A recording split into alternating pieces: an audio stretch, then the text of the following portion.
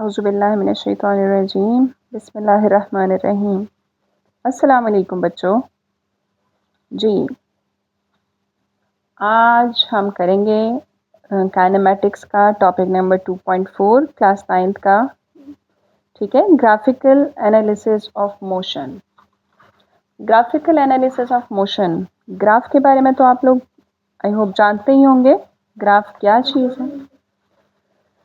Graph actually किसी चीज़ को तस्वीर की शक्ल में प्रेजेंट करना है। सो इसकी डेफिनेशन हमारे पास कुछ यूँ बनती है।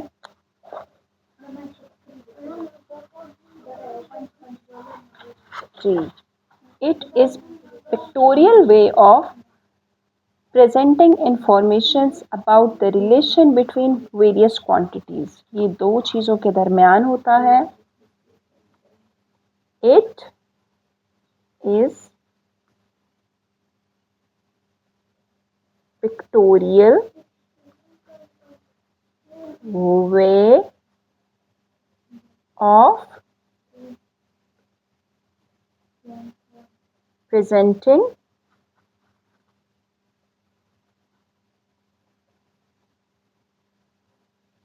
informations about the relation between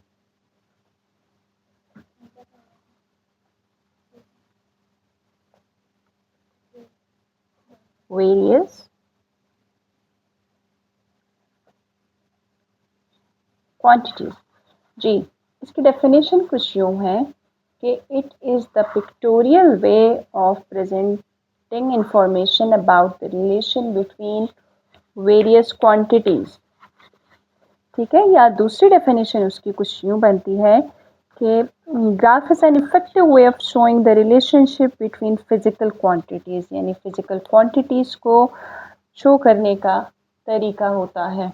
ठीक है, इसके बाद मैं आपको बताऊंगी ग्राफ बनता किस चीज़ से। जी, दो चीज़ें, वेरिएबल्स बनाते हैं।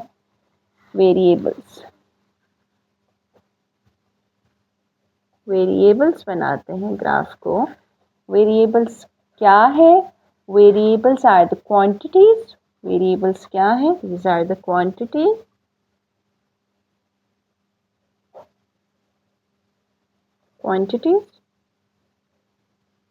between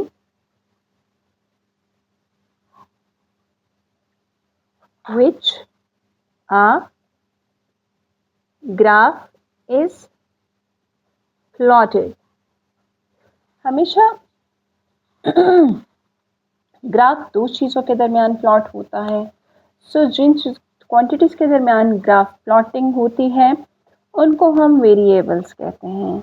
ठीक है, अब वो जो दो क्वांटिटीज़ है उसमें से एक को हम लोग, दो क्वांटिटीज़ क्या है, एक हमारे पास हो गई डिपेंडेंट कहलाती है और दूसरी क्वांटिटी कहलाती है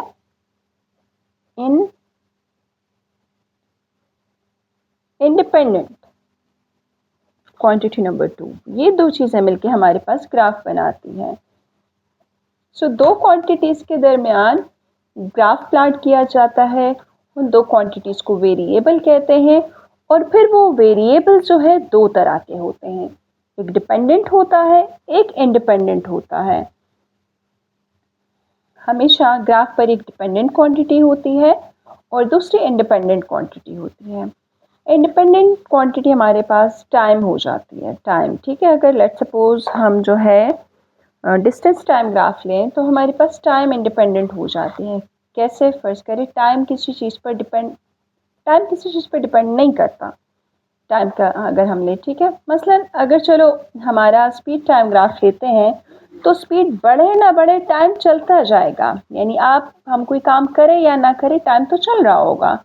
सो उसको हम इंडिपेंडेंट कहेंगे और डिस्टेंस जो है टाइम पे डिपेंड करेगा, वो डिस्टेंस डिपेंडेंट कहलाएगा। ठीक है, आप चल रहे तो कोई ना कोई टाइम तो कंज्यूम होगा ही, तो हम लोग कहेंगे कि डिस्टेंस टाइम ग्राफ में जो है ग्राफ को हम कुछ प्लॉटिंग इस तरह से करते हैं। ये कहलाता है हमारा एक्स एक्सिस ये कहलाता है हमारा y एक्सिस, ठीक है। इसको हमारा ये हॉरिजॉन्टल होता है अलोंग x एक्सिस और अलोंग y एक्सिस हमारे पास वर्टिकल होता है। So distance time graph is useful to represent the motion of objects using graph. इसको हम ऑब्जेक्ट्स की मोशन के लिए इस्तेमाल करते हैं। इस ग्राफ की मदद से हम उन चीज़ों की मोशन को रिप्रेजेंट करता है, ठीक है। Straight line motion, let's suppose अगर स्ट्रेट लाइन मोशन है यानी कि उसमें हम डिस्टेंस और डिस्प्लेसमेंट इनको इंटरचेंज कर सकते हैं, यानी डिस्टेंस के लिए भी वैसा ही ग्राफ बनेगा, अगर स्ट्रेट लाइन मोशन है डिस्प्लेसमेंट का भी वैसा ही ग्राफ बनेगा। इसी तरह हमारे पास अगर जो है स्ट्रेट लाइन मोशन है, दोनों एक ही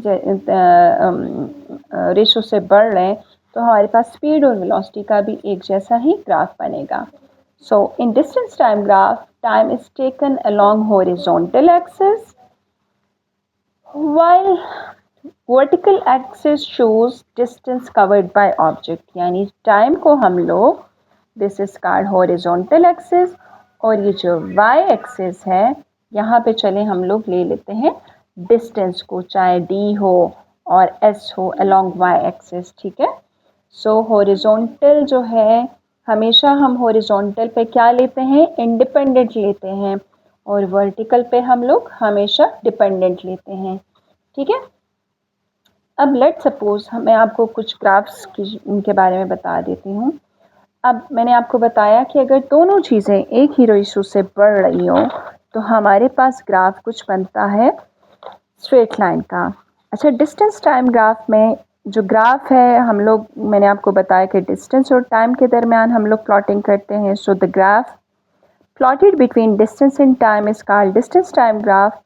और इसमें जो है हमारे पास, मैंने आपको बताया कि y एक्सिस पे हम लोग जो है वर्टिकल होता है, उस पे हम लोग जो है डिस्टेंस लेते हैं, और जो हॉरिजॉन्टल एक्सिस होता है अलोंग x एक्सिस, वहाँ पे हम लोग टाइम लेते हैं। सो डिस्टेंस टाइम ग्राफ को हमेशा जो है हम लोग, ये हमारे पास जो है क्या कहते हैं, हम लोग पॉजिटिव प्लेन में लेते हैं, ठीक है, जहाँ पे x भी पॉजिटिव हो y भी, क्योंकि इसलिए पॉजिटिव में लेते हैं कि डिस्टेंस हम नेगेटिव नहीं होता, डिस्टेंस के हम पॉजिटिव नेगेटिव में नहीं लेते, ठीक है। सो अगर स्लोप शक्ल में बनता है ये, दिस इज कॉल्ड स्लोप, ठीक है। तो इसका मतलब है कि टाइम और डिस्टेंस दोनों जो है क्या है, स्लोप में जब बनते हैं तो डिस्टेंस और टाइम बिल्कुल यूनिफॉर्मली इंक्रीज कर रहा है। लेट्स सपोज अगर ये 0 है, ये 5 है, ये 10 सेकेंड्स है, ये 15 है, और ये 1 2 3 4, ठीक है। तो अगर 5 सेकेंड्स में उसने 1 किया है तो 10 में वो 2 की तरफ 2, चले इसको हम मीटर्स में ले लेते हैं, तो अगर 15 है तो फिर उसने 3 मीटर्स कर लिया होगा, इसी तरह 20 है तो 4। तो इसका ग्राफ भी बिल्कुल स्ट्रेट लाइन ग्राफ बनता है। अच्छा, एक और तरह का हमारे पास ग्राफ बनता है और मैं आपको बताती हूँ। लेट्स सपोज ये हमारा x एक्सिस है और ये हमारे पास y एक्सिस है। ये लेट्स सपोज 0 1 2 3, ठीक है, ऑनवर्ड चलते जाएं, इसी तरह 5 10 15, ये हम लोगों ने टाइम सेकंड्स में ले लिया, डिस्टेंस जो है हमने मीटर्स में ले लिया, ठीक है। अब मेरे पास एक ग्राफ बन रहा है, इसको मैं आप बताती हूँ, स्ट्रेट लाइन ग्राफ चले ये, ठीक है, स्ट्रेट लाइन ग्राफ। इसका क्या मतलब हुआ, इसका मतलब ये हुआ कि इसको हम लोग यूनिफॉर्म कहेंगे, ठीक है, यूनिफॉर्म स्पीड। अगर मैं स्पीड का बना रही हूँ और वेलोसिटी, इन केस में वेलोसिटी लूँ या स्पीड लूँ, दोनों का एक जैसा ग्राफ बनेगा। अब यहाँ पे हमारे पास इसका मतलब है ज़ीरो स्पीड। ज़ीरो स्पीड कैसे और ज़ीरो वेलोसिटी? देखिए, टाइम मेरा बढ़ रहा है और वो उसका वही 2 मीटर्स पे है, 2 मीटर्स पे ये टाइम बढ़ रहा है, बट वो आगे मूव नहीं किया। सो time is passing but no change in distance is seen. So it means the body is at rest. Since there is no slope, so the speed is 0. कोई स्लोप नहीं है, किसी रुख का स्लोप नहीं है। सो यहाँ पे हमारे पास बॉडी क्या है, बॉडी एट रेस्ट में हो गई, ठीक है। और यहाँ पे हमारे पास क्या था, मैंने आपको बताया कि ये हमारे पास बिल्कुल यूनिफॉर्मली जा रहा है, जितना जितना टाइम बढ़ रहा है उतना उतना उसका जो है डिस्टेंस या डिस्प्लेसमेंट बन रही है, ठीक है। इसके बाद एक और है वेरिएबल स्पीड।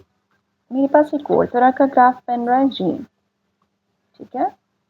ये चल, ये मेरे पास ग्राफ बन गया। ये अगेन मेरे पास टाइम हो गया अलोंग एक्स एक्सिस, और ये मेरे पास अलोंग वाई एक्सिस मेरे पास हो गया डिस्टेंस और स्पीड, ठीक है। अब अगर हम देखें 0, ये हमारे पास 0, 5, 10, 15, 20 एंड ऑनवर्ड चलता जाए 25।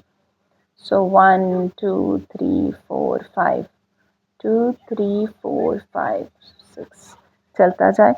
तो ये जो इस तरह की शेप है, ये इस तरह का ग्राफ हमारे पास वेरिएबल स्पीड में, वेरिएबल स्पीड, ठीक है। वेरिएबल स्पीड मतलब the distance is changing non linearly with time, the slope is changing, therefore object is moving with variable speed. अब स्लोप में चेंजेस आ रही है, आप देखिए बढ़ता जा रहा है, टाइम के साथ साथ स्पीड बढ़ती जा रही है।